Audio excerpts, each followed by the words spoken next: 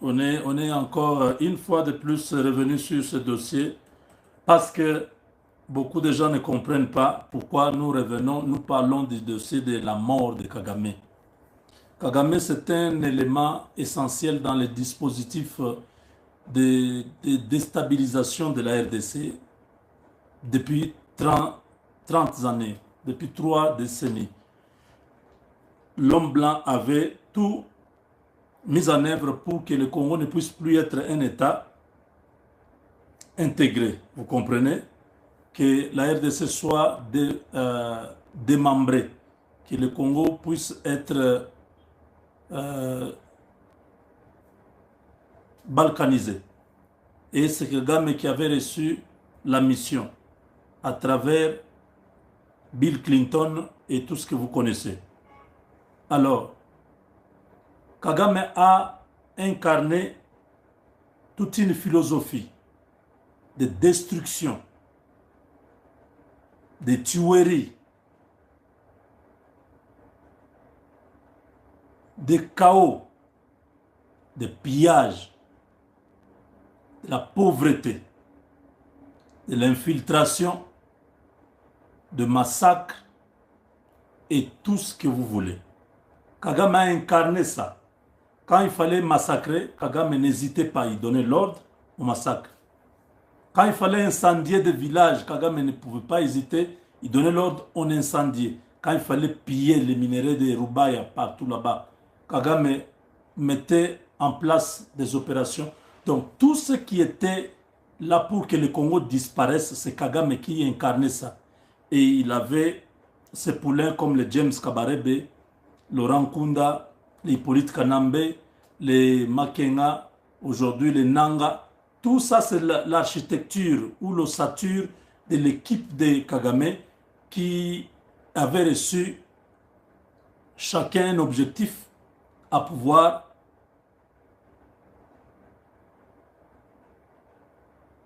déstabiliser le Congo et arriver à désintégrer complètement cette nation-là. Aujourd'hui, sa disparition entraîne ipso facto. Sa disparition entraîne automatiquement, concomitamment, brutalement et soudainement, directement et indirectement, la disparition de ces réseaux ou de ces systèmes qu'on appelle le système du chaos. Mobutu est parti, le chaos, le déluge promis, s'était réalisé. Il nous a fallu 3 décennies de souffrance. Les gens ont prié. Je connais des gens qui prient, qui continuent à prier pour que cette histoire s'arrête. Il y a des gens qui se sont battus dans les partis politiques. Il y a des gens qui se sont battus sur le plan diplomatique. Ça n'a pas marché. Regardez, quand le temps de Dieu est arrivé, tout avance comme sur des roulettes. Rien ne marche dans cette équipe-là. Hippolyte Kanambe aujourd'hui est prêt à accepter les dialogues. Les Nanga ne parlent plus, ne rougissent plus. Tous ces criminels qui étaient à Goma, aujourd'hui, ils ne savent pas à quel sens se vouer. La disparition de Kagame aujourd'hui, c'est tout un nouveau, une nouvelle ère dans les Grands Lacs. C'est une géopolitique nouvelle qui va s'installer. Parce que tous ces amis de Kagame vont perdre la main sur la RDC. Ils l'ont déjà perdu, mais ils vont davantage se désintégrer. Ils ne vont plus exister. Les sociétés qui étaient cachées au Rwanda, fabriquées au Rwanda, qui prenaient les minéraux congolais, c'est terminé. Quand on parle de la disparition de Kagame, c'est toute une philosophie qui disparaît. Le Tutsi Power, vous avez entendu parler de ça. C'était une équipe de Tutsi extrémistes, intellectuels mais extrémistes, qui étaient à Washington, à Montréal, à Paris, à Johannesburg, dans des grandes villes. Se retrouvaient, faisaient des réunions, comment pérenniser leur pouvoir au Rwanda et dans la région des Grands Lacs. Ils devaient aller influencer les décisions. Ils étaient amis des congressmen, des sénateurs, des hommes d'affaires comme les Bill Gates et les autres.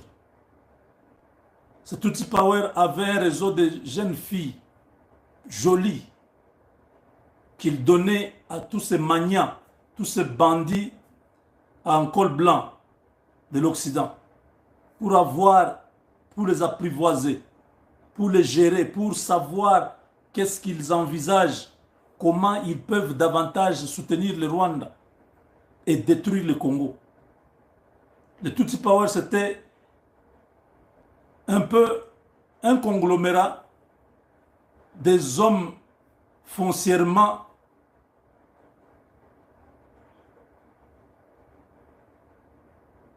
déterminés à en finir avec la RDC, même si Kagame partait, qu'un autre puisse prendre. Tutsi Power travaillait avec les autres qui étaient au Congo. La disparition de Kagame, ça entraînera la disparition de ce Tutsi Power. Parce que Kagame a incarné leur leadership. Il se cachait, personne ne le connaît. Ils ne sortent pas la tête. C'est Kagame qui était leur porte-flambeau. Il faisait tout pour faire avancer Kagame. Aujourd'hui, Kagame qui a accédé au pouvoir autour de 40 ans, qui est aujourd'hui dans les presque 70 ans,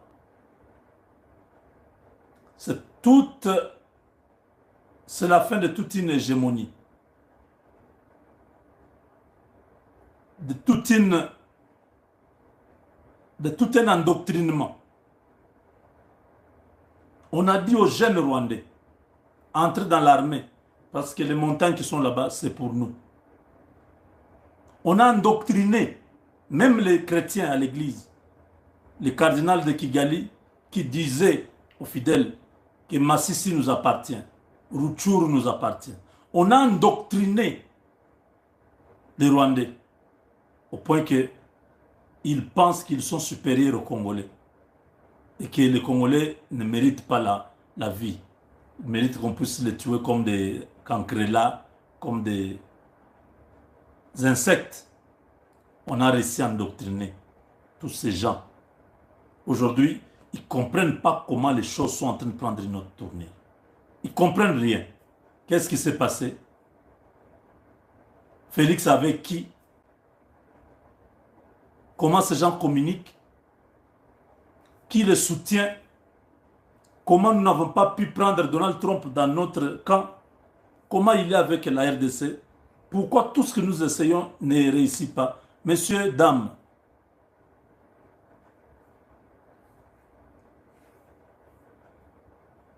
vous ne réussirez plus jamais. Le temps de Dieu est arrivé.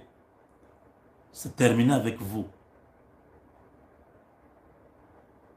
Et nous allons découvrir beaucoup à la fin quand Paul Kagame, quand on va annoncer sa mort. Après les signatures de l'accord. C'est jusqu'au 4, la date de leurs histoires qui sont au Rwanda. Vous le savez, non? Nous avons dit que il y aura une semaine, pas de travail au Rwanda. Et c'est pendant cette semaine-là où on va nous annoncer. Jusqu'au 4, nous voulons savoir s'il a envie ou pas. Pour l'instant, il est mort. Il meurt avec tous les systèmes qu'il avait mis en place.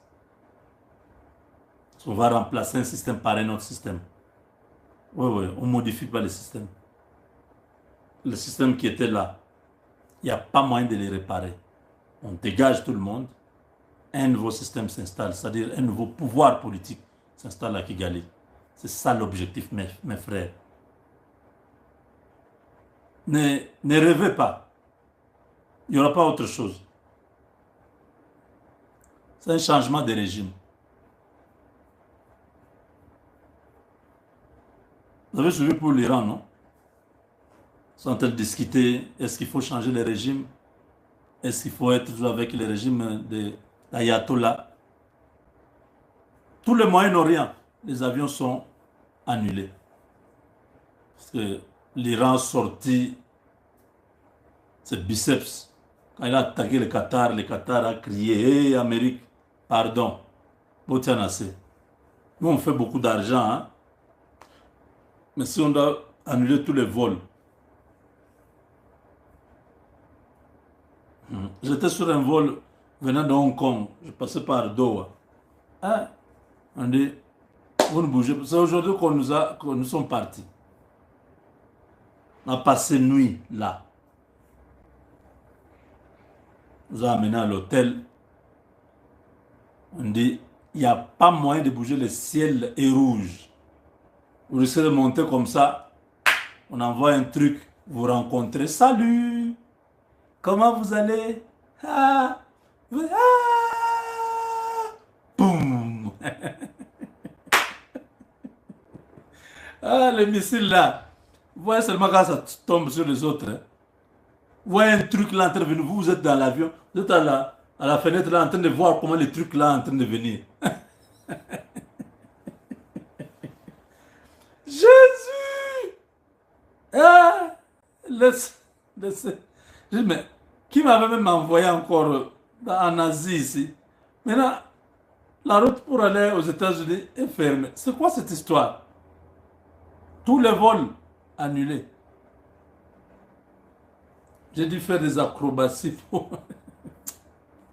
payer plus, éviter l'espace Europe-Asie là, pour faire l'Afrique et puis remonter. Aïe! Vous entendez la guerre? Hein? On atterrit à l'aéroport, vous sentez la peur, tout le monde. Oui, mais qu'est-ce qu'il y a? Oh yeah. Un gars me dit, d'ailleurs, apparemment, on va nous évacuer, nous Américains. Je dis, ah, arrêtez votre histoire, là. Nous évacuer comment? Je dis, oui, on peut envoyer un avion militaire, c'est parce que la base militaire a évacué. Donc là, si jusque demain, les choses ne se sont pas calmées, on viendra nous chercher par avion militaire ici.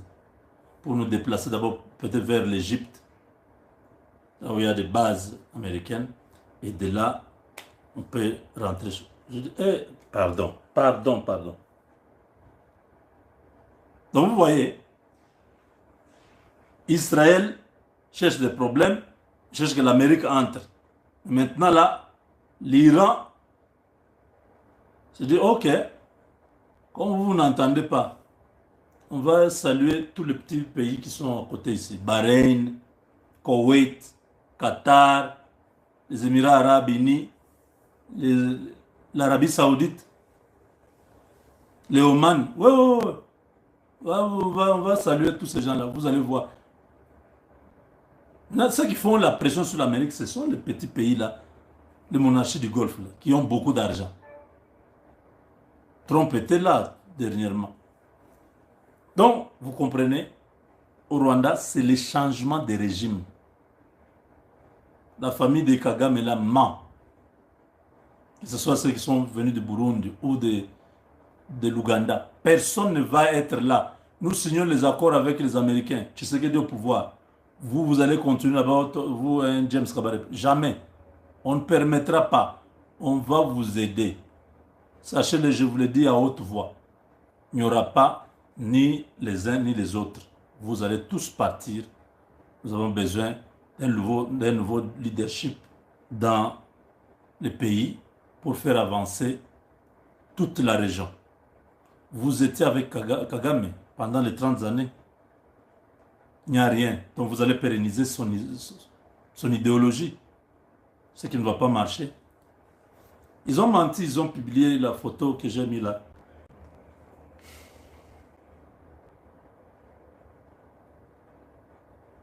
D'Obasanjo. Ce sont de vieilles photos.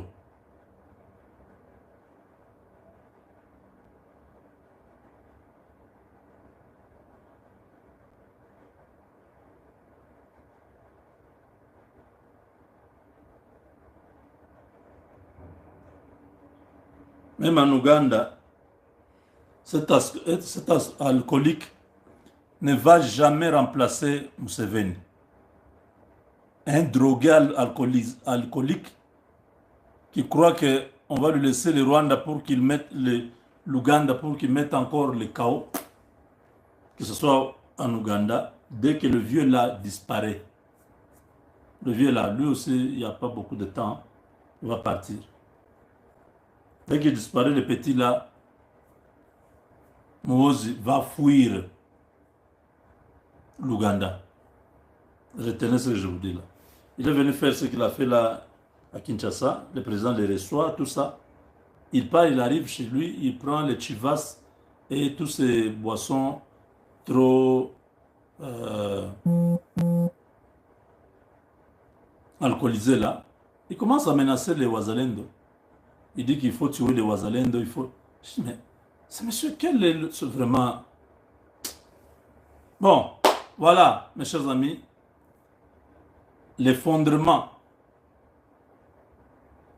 physique que nous appelons la mort de Kagame entraînera ipso facto la mort du système Kagame et tous les réseaux. C'est pourquoi nous suivons ça de près.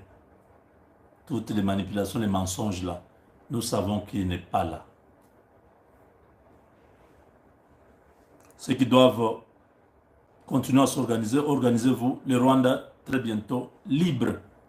Il y a un énergumène là, un énergumène qui est en train de menacer les autres peuples comme les Hutus et les autres. Il dit qu'il y aura génocide. Monsieur, tu joues avec le feu.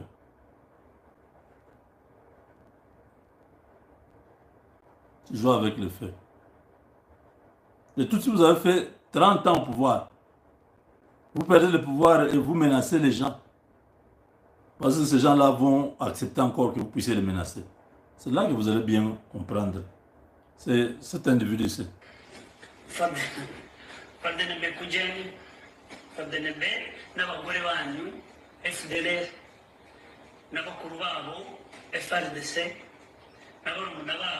Wazaumbwa, wazakufa, wazabule. Abagore bane muze hano mwese uko muri bane babwire. Ubugugu imbaga nkoranyambaga mazi yijujemo kandi Kagame yapfuye ntimuzi ibyo murimo ntimuzi ibyo muvuga niyibeshya yibeshye gusa murebe kuko niba hari umuntu barindiye amahoro no kuba uyu munsi mugihagaze ni Kagame ayisoye no kuba uyu munsi mugifite izina rigihagaze mu karere ni ukubera Kagame aramutse yibeshya akarira buri munsi twabumva mu mateka kuko hari aba muvuga ngo Kabarebe dufite ba Kabarebe ibintu kandi dufite ba Kabarebe magana ibyatsi na 30 bashobora guhita bagaba amashami gutya tugahita twumva ngo Uvira tombe Bujumbura tombe Uvira tombe Kinshasa tombe tugatangira mu gihe tubika mu mateka. Voilà des individus qui croient encore à Kagame, qui menacent les FDLR, les Wazalendo et les FARDC. C'est triste, hein?